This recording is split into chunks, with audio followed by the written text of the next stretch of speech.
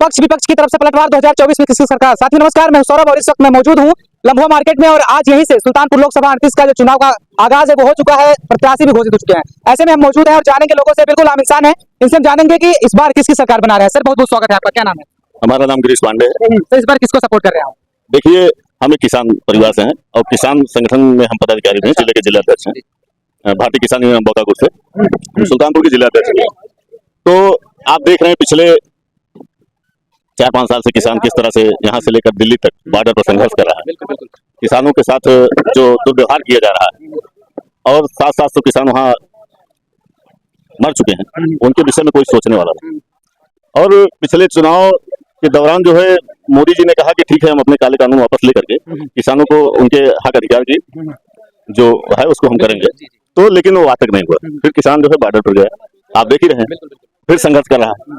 तो हम एक किसान परिवार होने के नाते और किसान नेता होने के नाते, समाज में रहने के नाते, तो हम कैसे इनका सपोर्ट करेंगे?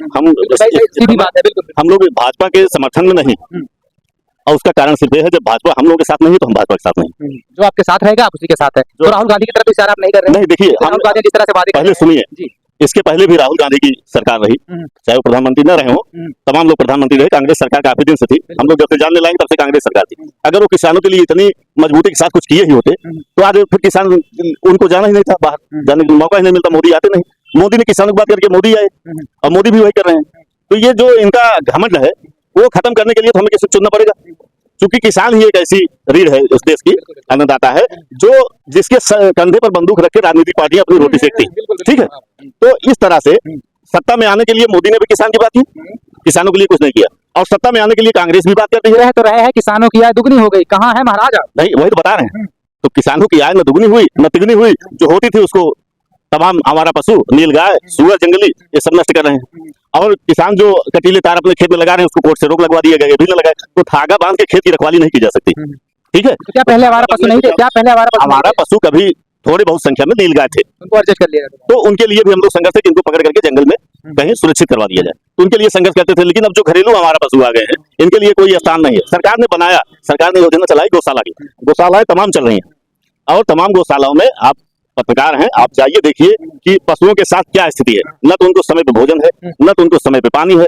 पिछले साल मैं स्वयं यहीं आपके बगल में परसीपुर एक गौशाला है, मैं वहां जाकर के और पत्रकार बंधुओं को बुला करके दिखवाया, न तो वहाँ चारा बालिंग मशीन, खड़ा चारा इसे थोड़ा बहुत बहा दिया जाता है, न पानी की टंकी बनी हुई है, सोपीस उसमें पानी नहीं था इस गर्मी में। तो हमने उसके लिए भी संघर्ष किया और चैनल द्वारा भी चला, तो वहाँ जो है पानी की व्यवस्था, चारा बालने की मशीन की व्यवस्था, ठेलिया की व्यवस्था, ये सब हम लोगों ने मजबूती से वहाँ लड़ करके करवाया। चलिए ठीक है सर, एक तरह से देखा जाए हम लोकसभा 38 में मौजूद है, तमाम सारे प्रत्याशी जो 3 कैंडिडेट हैं वो आ चुके हैं। किसको सपोर्ट आप कर रहे हैं, कौन आपको अच्छा लग रहा है? देखिए, अच्छा हमें कोई नहीं लग रहा है। ये यहाँ लम्बुआ का, हमारे सुल्तानपुर का दुर्भाग्य है कि यहाँ अच्छा कोई लगता नहीं, चुनना पड़ता है, मजबूरी होती है। तो उस मजबूरी में हम किसी के साथ होंगे। किसकी मजबूरी फिर हो रही है इस बार? नहीं, मजबूरी तो होगी। अब मजबूरी चाहे हम गठबंधन को चुने, चाहे भाजपा को चुने, चाहे बसपा को चुने, किसी में वो मादा नहीं जो किसानों के हक अधिकार को दिला सके, जो यथार्थ है। लेकिन हम वो देखेंगे कि मुद्दे की आपने बात करी है, तो मुद्दे की बात तो गठबंधन कर रहा है ना, तमाम सारे मुद्दों की। तो भाई, मुद्दे की बात अगर गठबंधन कर रहा है, हम उसके सपोर्ट में जाएंगे। अगर हमको लगेगा वाकई हमारी लड़ाई लड़ेंगे, हम उनके साथ खड़े होंगे। और 10 साल से हमने देखा भाजपा को, ये लोग मुद्दे से भटका रहे हैं, तो हम इसके साथ नहीं खड़े होंगे। ठीक है सर, क्या नाम है आपका? बहुत स्वागत है। कौन सी पार्टी को देख रहे हैं आप? मेरा नाम राजपति तिवारी है, मैं युवा का जिलाध्यक्ष हूँ, भारतीय किसान यूनियन बोकापुर से।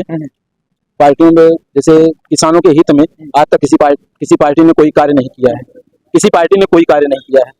और रही बात हम लोगों का शोषण, जो है, जो ही सरकार आई है हम लोगों ने लगातार शोषण की है। लेकिन अब इसको देखते हुए हमको वोट तो करना ही है, कहीं ना कहीं मतदान तो करना ही है।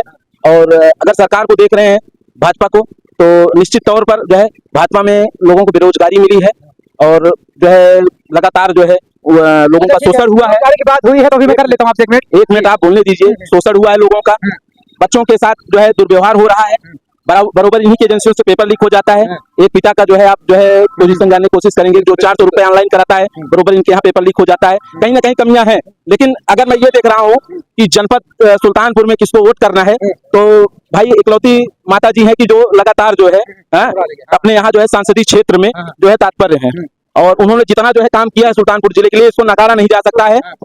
और भाजपा को देख के मन नहीं कहता है वोट करने के लिए, लेकिन माता जी को देख के सुल्तानपुर जिले में ये है कि उन्हीं को वोट करना चाहिए, क्योंकि कहीं ना कहीं जो है और भी सांसद रहे हैं यहाँ, वो आए ही नहीं सुल्तानपुर जिले में, कभी दिखे ही नहीं। और माता जी और जितने भी सांसद विधायक हैं वो लगातार ऐसा करते हैं कि जैसे एक प्रतिनिधि रखते हैं, आप फोन करेंगे, चलिए ठीक है। राम भुआल आपको कैसे लग रहा है? राम भुआल निषाद जो है देखिए जो है वो बड़े नेता हैं, उनके ऊपर मेरे तो सारे नेता महाराज, छोटे कौन है? नहीं बड़े इंसान होते हैं। जैसे देखिए कैबिनेट मंत्री हैं, उनको जो है उनको मैं अभी इसके पहले मैं जानता भी नहीं था कौन है, लेकिन मैं जिसको जानता हूँ जो हमारे यहाँ लड़ा है, जो हमारे जिले में है, माता जी को जानता हूँ। माता जी सांसद ठीक है सर, क्या नाम है आपका? किसको देख रहे हैं? हवलदार उपाध्याय। किसको देख रहे हैं उपाध्याय जी? अब किसको बताएं, लेकिन वोट होंगे, मन में आपके चर्चाएं तो चल रही होंगी। चर्चाएं तो बहुत कुछ हैं, लेकिन कुछ कहना इस समय मुमकिन नहीं लग रहा। भाई अगर आप नहीं बोलेंगे तो कौन बोलेगा? ये भी तो बात हुई। अब हमारे जिलाध्यक्ष जी जो बताए। ठीक है सर, हमारे साथ आगे से बहुत बहुत स्वागत है। क्या नाम है आपका? बैठ जाइए। हमारा नाम नवल किशोर मिश्रा है मिश्रा जी किसको सपोर्ट कर रहे हैं इस बार? और हम भारतीय किसान यूनियन के प्रदेश प्रवक्ता हैं। हाँ लग रहा है लिबास से आपके, मैं बोलने वाला था जी। समाज सेवा का कार्य करता हूँ। तब तो भारतीय जनता पार्टी को जो क्या आप जानना चाहें? भारतीय जनता पार्टी वोट कर रहे हैं इस बार, 4 से पार करवा रहे हैं आप लोग। भारतीय जनता पार्टी को वोट देना क्यों जरूरी है, कुछ लोग पूछते हैं। तो भारतीय जनता पार्टी को इसलिए वोट देना है कि धारा 370 हटाई, आपको क्या फायदा मिला वहां हट गई तो? हमारा देश मजबूत हुआ। हमारा मतलब धारा 370 हटने से देश मजबूत हुआ। लद्दाख में सैनिकों के साथ क्या हो रहा है पता आपको? हमारे सैनिक पाकिस्तान में घुस करके मार रहे हैं, मोदी की देन। लद्दाख की बात में कर रहा हूँ, प्रेजेंट टाइम की बात। प्रेजेंट टाइम की बात बता रहा हूँ। घर में घुस सारे सारे जो ये सैनिक है सब चले जा रहे हैं, जो है गोरखा जो कमांडो हमारे पास है सब चीन के सेना भर्ती हुए हैं। चीन की औकात नहीं है भारत की तरफ आंख उठा करके देख ले। बात कोई और कर रहा है। किसानों की आय दुगनी करने के लिए, किसानों की आय दुगनी हो गई। आज किसान खुशहाल है। किसान गैस सिलेंडर के लिए रात रात भर लाइन लगाता था, गैस सिलेंडर नहीं मिलता था। किसान खाने पर लाठी खाता था, आज खाद्य अपराध हो गई है। किसान रेट भी तो बढ़े हैं। कोई रेट नहीं बढ़ा हुआ है, महंगाई हमेशा बढ़ती आई है। आप 70 महाराज इतनी ज्यादा 70 साल पहले आप 2014 में 2014 में क्या रेट था जब भाजपा की कांग्रेस की सरकार थी? 10 साल कांग्रेस की सरकार थी, 2014 में गई है। 2010 में क्या रेट था?